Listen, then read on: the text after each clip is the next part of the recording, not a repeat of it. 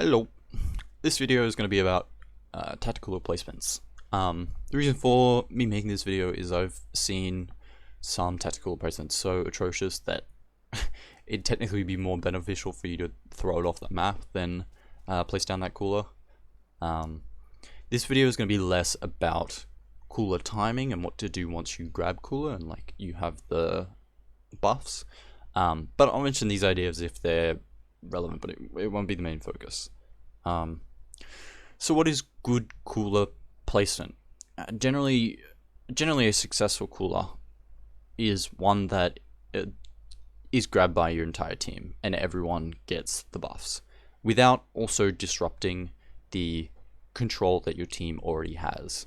An extreme sort of example of this is I could toss cooler into my own spawn and everyone could jump back to spawn to grab it. And we'd all successfully, all four of us would grab cooler, but we'd give up all the map control that we had, and ultimately would be in a worse position. So it's something to keep in mind, both balancing the positional state of the game, but also making sure that everyone can benefit from the effects. Because cooler is a supportive special. You get the most mileage when everyone is able to grab it. So yeah, how do we make sure that everyone can safely grab cooler though? By placing the cooler in a controlled area somewhere along the objective path is generally what I find is most useful. What that means is, or what that looks like in a lot of cases, is stuff like placing cooler at back of zone, placing it at front of zone, placing cooler near tower control checkpoints or rainmaker checkpoints, before you enter a choke point, anywhere that your team is likely to move through and doesn't disrupt the natural flow of the game is going to be a good cooler. Placing cooler behind cover as well can be beneficial depending on the enemy team comp, especially against chargers or specials like Zuko or Crab. You want to make sure that you reduce your vulnerability when you're grabbing cooler, especially with that little bit of startup that cooler takes.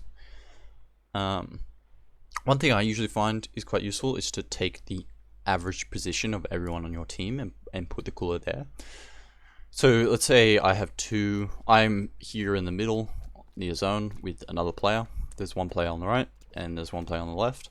If I'm placing cooler, I would generally put it in the middle, like here.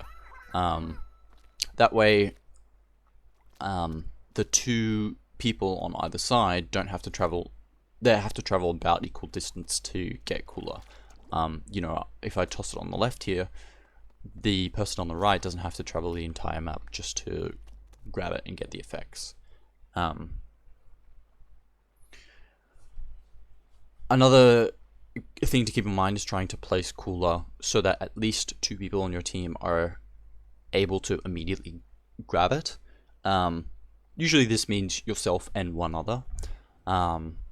It guarantees that at least half your team gets the benefit. It gives half your team the freedom to push forward and hold the space while your other players go back and grab it. And the more people you immediately affect with cooler, the less time it takes for everyone to grab it and make use of it. I should mention that not everyone has to grab cooler immediately. When you place down a cooler, it lasts for about 15 seconds, which is enough time for, if I place cooler here, if someone's in a front line, they can trade out or die, and respawn. It takes like 8 seconds to respawn. They can jump back in and grab cooler as it diminishes. This can be really useful, or something good to keep in mind if you place cooler down for your teammates, but one teammate is holding a key position that they don't want to give up, or give up immediately.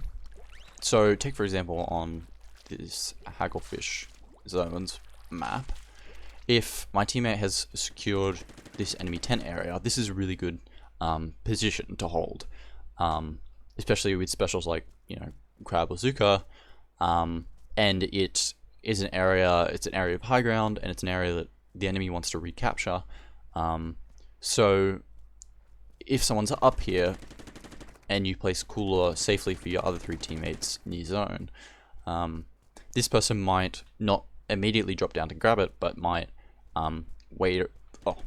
safely continue to hold this area up until they either die or the enemy has to trade out lots of resources to capture the tent again, in which case they can drop towards the end of the cooler lifetime and grab it as it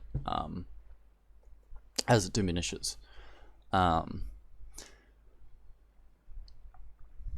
Yeah.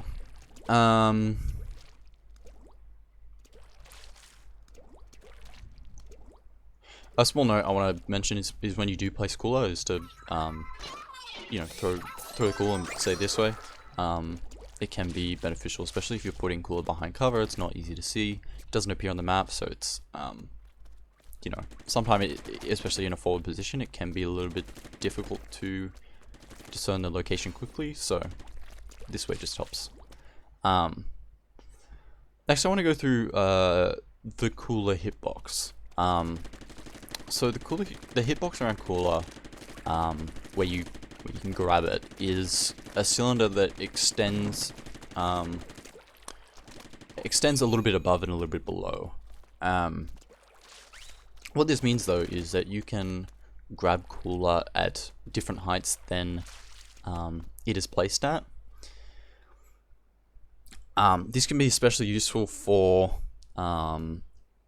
giving cooler to teammates on different elevations, and you can effectively have cooler cross choke points with good placement. So an example of this is if I were to throw the cooler like here, it's maybe a little bit far, but oh yeah, no, that's perfect. You can see there that even though I'm not on the same level as where the cooler is, I can jump up and still receive the effect. Someone on the tent as well, or someone up on plat can grab it, and someone on the tent can also grab it. So you cover 3 different levels of elevation by one good cooler placement. Another example of this is, or a pretty popular one, is like the eel tail alley sponge near the bridge. If you place it on the sponge, then the person on the bridge can grab it, but people below the bridge can also grab it. So, and similar stage drawing can be found all over the place.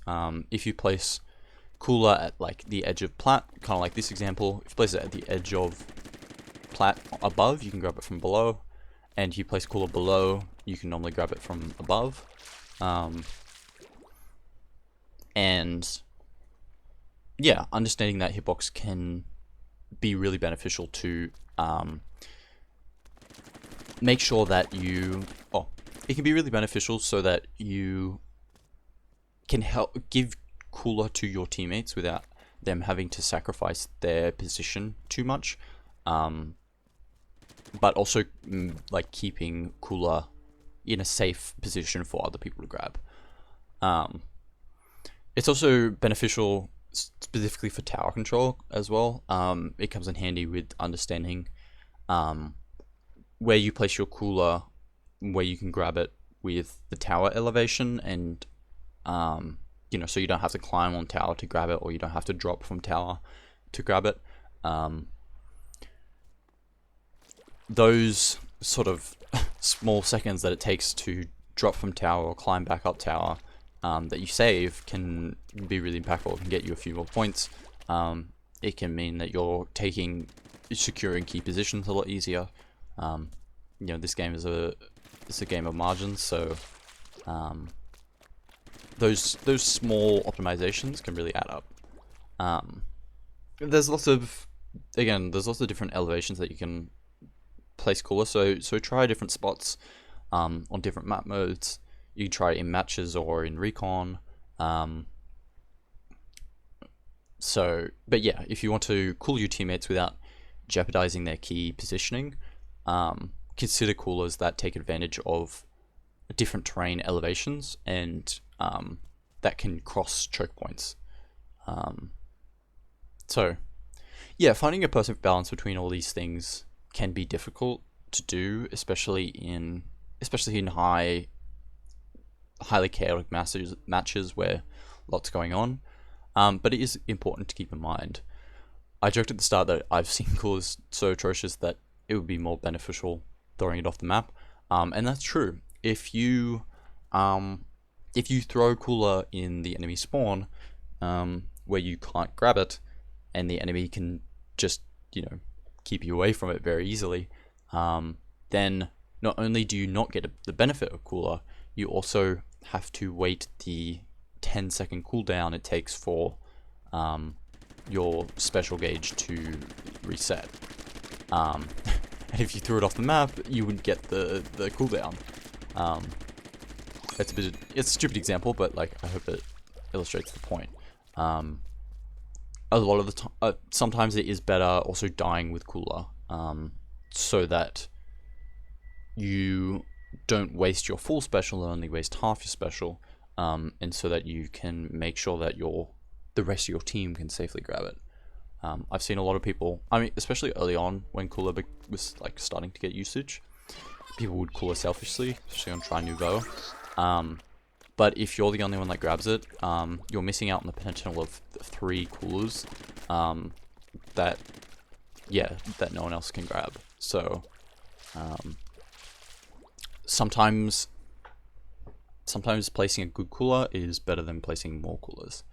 And if you place a bad cooler, take note of why it was bad and where you might place it instead next time a similar game state appears.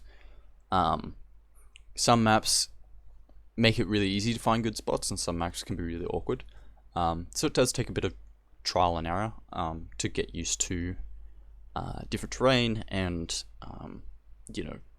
how you pace yourself with the objective and so on. It can take a bit of a quick puzzle solving mid-match, especially keeping in mind everyone's position and stuff, but ultimately it can make a huge difference in the outcome of a match. Punishing bad coolers is a common tactic used by really good players, so if you limit the amount of coolers that they can punish, you're going to be better off for it. So yeah, that's it for now. I don't want to take too long with this video, but yeah, I hope that I hope it gave I hope it was good. So yeah, if you enjoyed, leave a like or comment anything, and yeah, thanks for watching.